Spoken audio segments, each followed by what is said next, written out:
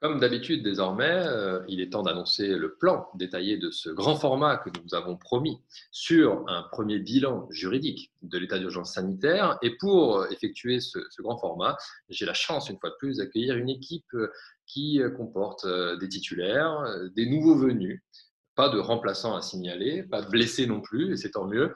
Donc une belle équipe, une dream team, comme certains n'ont pas manqué de le relever, qui va s'époumoner sainement, mais sûrement, sur les différents aspects de l'état d'urgence sanitaire que nous avons sélectionnés.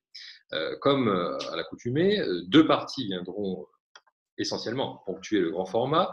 Une première qui interrogera la nécessité de ce cadre exceptionnel qu'a constitué et que va vraisemblablement continuer de constituer l'état d'urgence sanitaire, puis une deuxième partie qui interrogera davantage la crainte d'un cadre contre-productif, crainte qui risque de se faire jour selon les matières, dans l'hypothèse où le caractère exceptionnel de l'état d'urgence contaminerait certaines branches du droit au risque de devenir en quelque sorte ordinaire à long terme. Avant d'y venir, pour ce qui concernera donc la première partie, notre instant kelsénien du soir va être assuré par un revenant, après avoir fait plaisir de participer à la deuxième émission, notre ami Florian Savonito.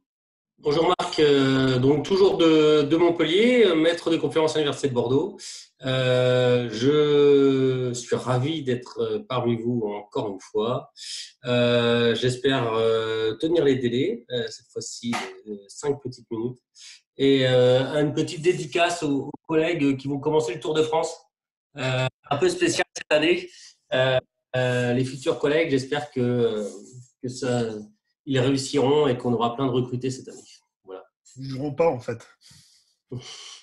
C'est sympa en tout cas de penser à eux et en espérant qu'ils aient des réponses positives avant la vraie tenue du Tour de France cycliste en tout cas. Nous entrerons ensuite, après donc cet instant kelsénien que tu vas nous offrir, Florian, dans le vif du sujet d'urgence qui nous occupe. D'abord avec le billet que nous proposera notre collègue Xavier Dupré de Boulois, que j'ai le grand plaisir d'accueillir pour la première fois dans notre Late Law Show. Merci Marc pour ton invitation. Un plaisir de participer à ce format assez original. Je pense qu'il y a effectivement matière à creuser et à continuer ce genre d'exercice qui renouvelle le genre. Moi, je suis effectivement un peu en le cul entre deux chaises puisque j'habite en zone verte, mais que je travaille en zone rouge. Je pense que c'est mieux dans ce sens-là, pour être franc, puisque je reste en zone verte et je laisse la zone rouge à son triste sort. Et vu que effectivement la zone verte rend plus guillerette, je m'efforcerai ce soir de proposer une éloge de l'état d'urgence sanitaire, en rupture peut-être avec un certain propos, une certaine habitude de la doctrine administrative et universitaire. Merci beaucoup Xavier, on a hâte évidemment d'entrer dans le vif du sujet grâce à cet éloge. Éloge qui sera peut-être nuancé, verra-t-on, par le propos que soutiendra ensuite notre collègue Stéphanie Hennette-Vaucher. Stéphanie qui est une amie aussi et surtout que j'ai énormément de plaisir également à accueillir pour la première fois sur ce plateau virtuel. Bonsoir à tous et à toutes. Merci beaucoup Marc de cette invitation. Xavier l'a dit, moi je suis réduite à mon triste sort d'habitante et de travailleuse de zone rouge. Je suis effectivement basée à Paris et je travaille à l'université de Nanterre. Et invitée à proposer un titre à ce petit billet ce soir, j'ai essayé peut-être de sublimer des années de souffrance en classe de mathématiques.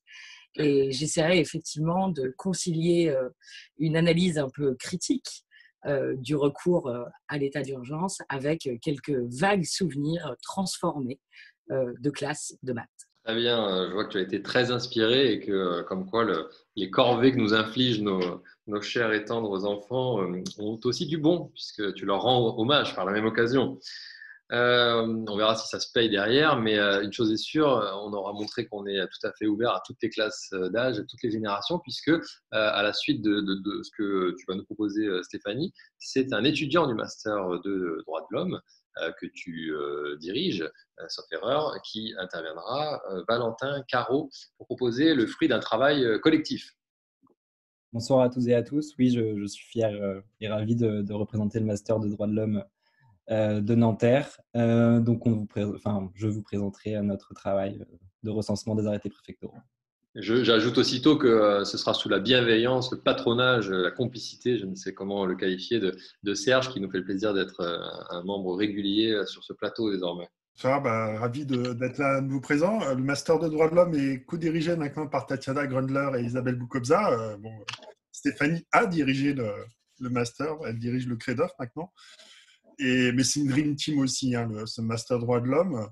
Et donc, comme j'en fais partie encore un tout petit peu partie, c'est avec plaisir qu'on a animé cette équipe d'étudiants. Et moi, je compléterai ce que dira Valentin, notamment peut-être sur l'outre-mer, parce que j'ai l'impression que l'outre-mer a à nouveau été un laboratoire de ce qu'on va subir dans le cadre du déconfinement.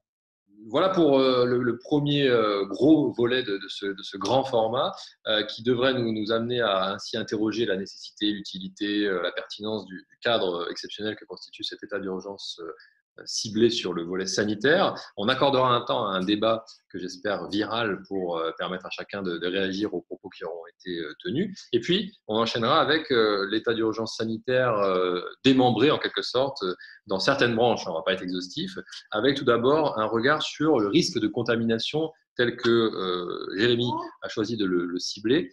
Jérémy Jourdan-Marquez, qui fait partie de nos nouveaux invités et qui, non content de venir sur notre plateau, vient de particulièrement loin.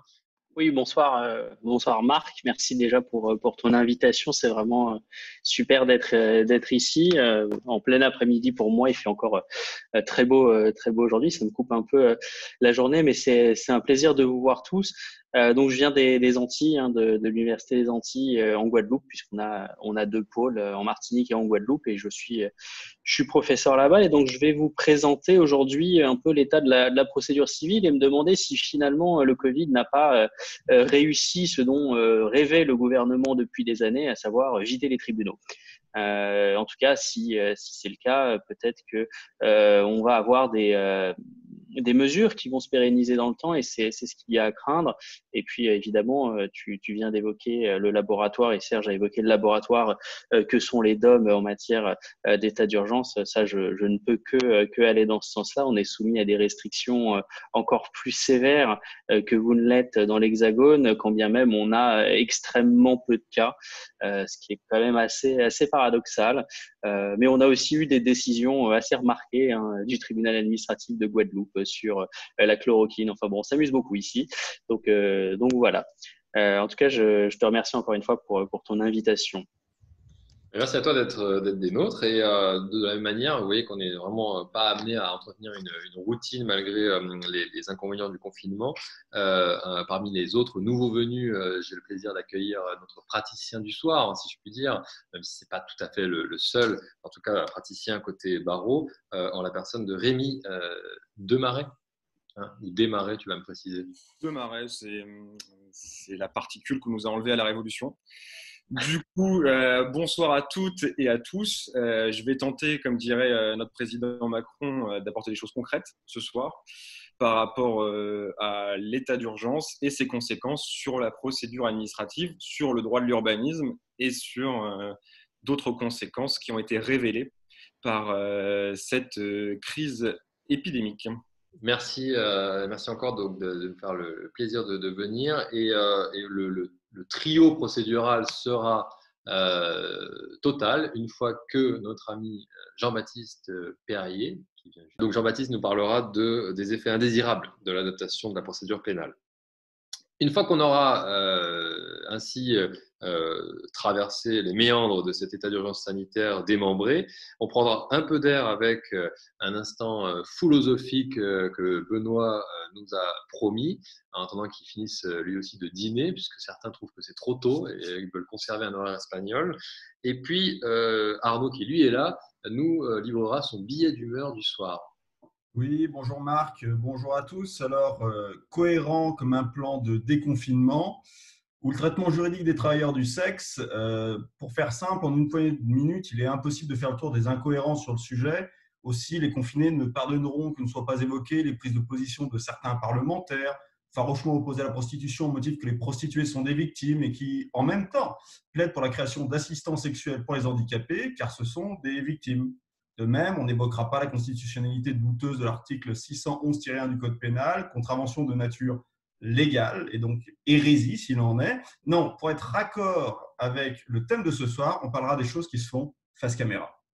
Dubitatif, c'est évidemment pas le sentiment qui nous animera lorsque l'on abordera la troisième partie, cette partie presque hors sujet à laquelle vous vous êtes habitués, j'espère, et que Lisa introduira à sa manière désormais coutumière avec la revue de presse déconfinante. Salut Lisa. Salut, bonsoir à toutes et à tous et aux autres. Oui, alors petite revue de presse déconfinante, désormais traditionnelle dans cette émission, pas si hors sujet que ça, puisque ce soir, on va essayer de trouver des petits outils ici et là pour se forger des armes intellectuelles en sortie de confinement. Très bien, merci. On a hâte d'aller jusqu'au bout, une fois de plus, de cette soirée. Et pour prendre l'air définitivement, mais en restant encore quelques jours confinés, c'est Jean-Baptiste Thierry qui, de sa zone rouge, nous a promis un instant culturel, pas forcément littéraire, tu vas nous le dire. Ça reste de la littérature puisqu'il sera question de bande dessinée, Marc, mais en revanche, ce sera complètement hors sujet. Bon, eh ben c'est parfait parce que mon quiz du soir va aussi flirter avec le hors-sujet, mais ça, vous y êtes également accoutumés. Donc, nous avons tout à peu près dit, à peu près accueilli. Il est temps de passer à notre grand format.